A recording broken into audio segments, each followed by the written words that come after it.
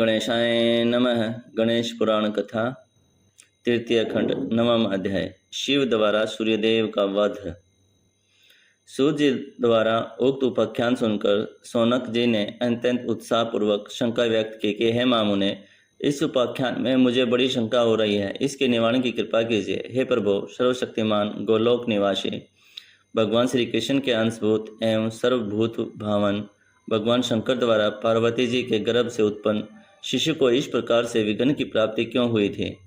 भला शनि को इस प्रकार की शक्ति कहाँ से प्राप्त हो गई, जिसके कारण देवादिदेव भगवान का ही मस्तक छिन्न हो गया था? एक शंका यह भी है कि गणेश जी के मस्तक छिन्न होने की कथा अन्य प्रकार से भी मिलती है, जिसमें स्वयं भगवान शंकर द्वारा ही उनका मस्तक काट देना और फिर हाथी का मस्तक जोड़ देना कहा गया है। इस कारण इस विषय में मेरा कुतूहल और भी बढ़ गया है कि कथाओं में इस प्रकार की भिन्नता क्यों है। कृपा करके इस सब का समाधान कीजिए। सूत जी आनंद विभोर हो गए और भगवान का शमन करने के लिए पश्चात बोले, हे शौनक, तुम धन्य हो जो ऐसे लोक उपकारी प्रश्नों को पूछते हो।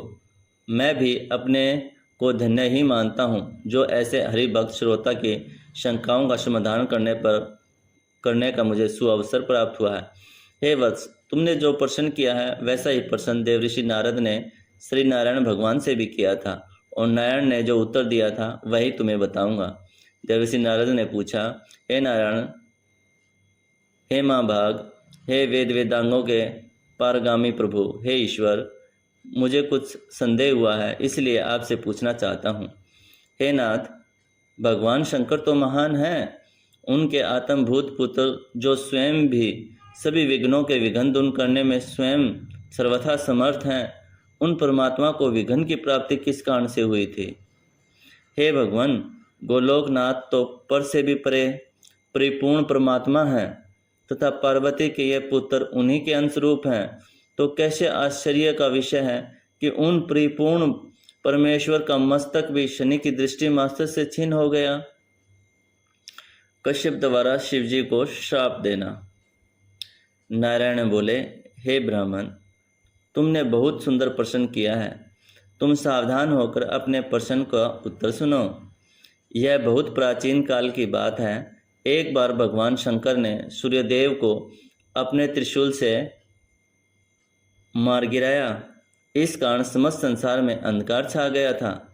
महर्षि कश्यप उनके चेतनाहीन शरीर को गोद में लेकर विलाप करने लगे। उस समय त्रिभुवन में अंधकार के कारण हाहाकार होने लगा, जिससे सब देवता अत्यंत त्रस्त हो गए। महर्षि कश्यप ब्रह्मा जी के पौत्र, परम तपस्वी एवं तेज से ज्वल्यमान थे। उन्होंने अपने पुत्र के संहारकर्ता भगवान शिव को शाप दे डाला, हे शंकर, तुमने आज जिस प्रकार से मेरे पुत्र का वक्षस्थल विदीर्ण किया है, उसी प्रकार तुम्हारे पुत्र का भी किसी दिन मस्तक छिन्न हो जाएगा। इस शाप को सुनकर शिवजी को भी क्रोध आ गया और वे कश्यप को शाप देने के लिए उद्यत हुए। तभी ब्रह्मा जी ने मध्यस्थता कर उन्हें शांत करने का प्रयत्न किया। ब्रह्मा जी बोले, हे देवादिदेव, हे महादेव, आप तो तीनों लोकों के स्वामी और संहार करता हैं।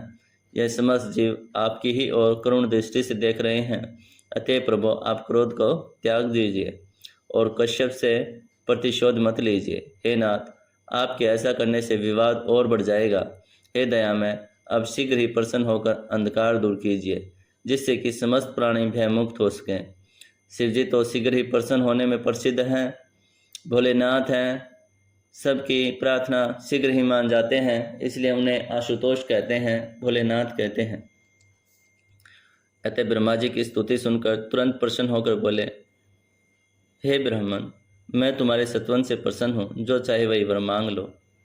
ब्रह्मा जी ने कहा, हे प्रभु, अन्य कोई भी वर अभीष्ट नहीं है, मैं तो केवल यही याचना करता हूँ, भास्कर अर्थात सूर्य को पुनर्जीवित किए की प्राप्ति हो, जिसे संसार में छाया हुआ घोरतम अंधकार दूर हो सके, अन्यथा त्रिलोकी ही नष्ट हो जाएगी, क्योंकि सूर्य में मुझ ब्रह्मा, विष्णु और आपका भी अंश विद्यमान है।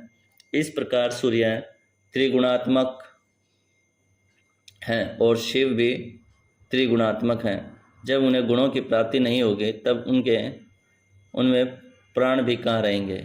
सूर्यदेव को पुनर्जीवन की प्राप्ति। ब्रह्मा जी के सत्वन को सुनकर शिव जी प्रसन्न हो गए और उन्होंने सूर्य को पुनर्जीवन प्रदान कर दिया। जब सूर्य जीवित हो गए तब अपने पिता कश्यप के आगे बैठ गए, किंतु उन्होंने अपने क्रियाशील रहने से वैराग्य ले लिया। वे बोले, अब मैं समस्त विषयों का त्याग कर केवल भगवान जनार्दन का ही भजन करूंगा, क्योंकि यह समस्त विषय नाशवान है।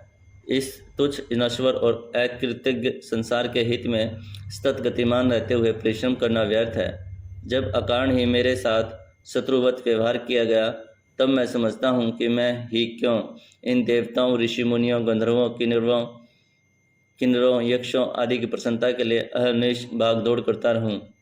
तब सभी देवताओं के निवेदन करने पर ब्रह्मा जी ने सूर्य को समझाया, हे वत्स, संसार में जो उत्पन्न हुआ है वह प्रकट भी हुआ है।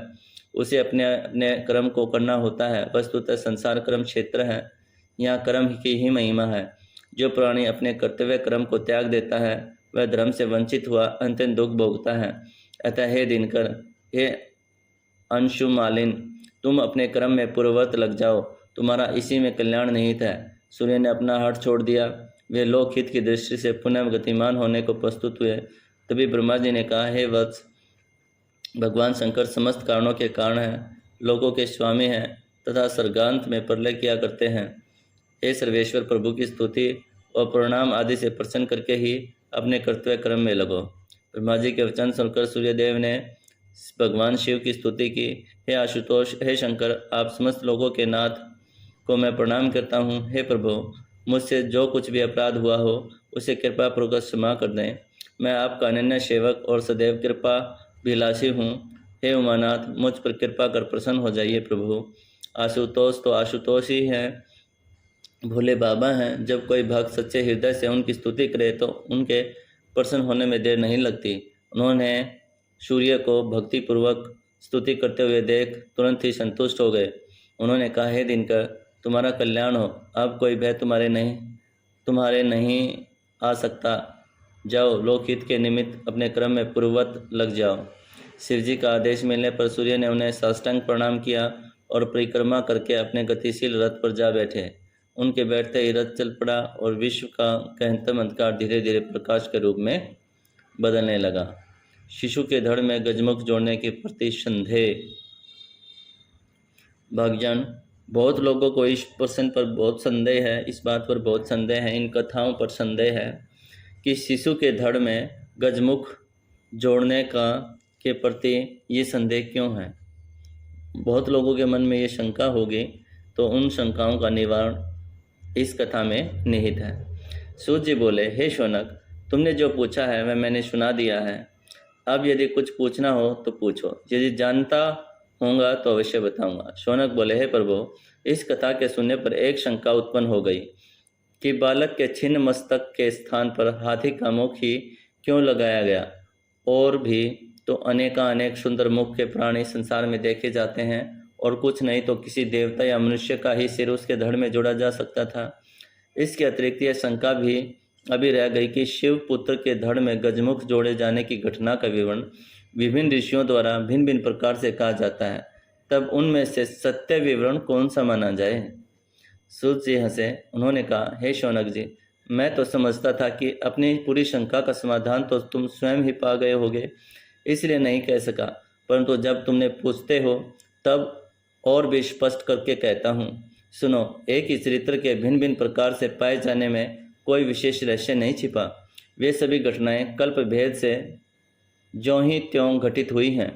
भगवान नारायण ने नारद जी को बताया था, उस यह तथ्य और भी स्पष्ट हो जाता है। नारद जी ने प्रश्न किया था कि हे प्रभु, मेरे मन में कुछ शंका उत्पन्न हो गई, उसका निवारण कीजिए। भगवान शंकर के पुत्र के शरीर पर हाथी के मुख की ही योजना क्यों, जबकि संसार में एक से एक बढ़कर सुंदर जंतु विद्यमान है। क्या गजमुख के योजन का कोई विशेष कारण था। इति 9वां अध्याय संपूर्ण। अगर आप सभी भक्तों को यह वीडियो पसंद आई हो, कथा पसंद आई हो, तो इसे लाइक करें, शेयर करें और विजडम वेव एनर्जी को सब्सक्राइब कर लें। भगवान महादेव आप सभी का मंगल करें। कल्याण करें। हर हर महादेव, हर हर महादेव।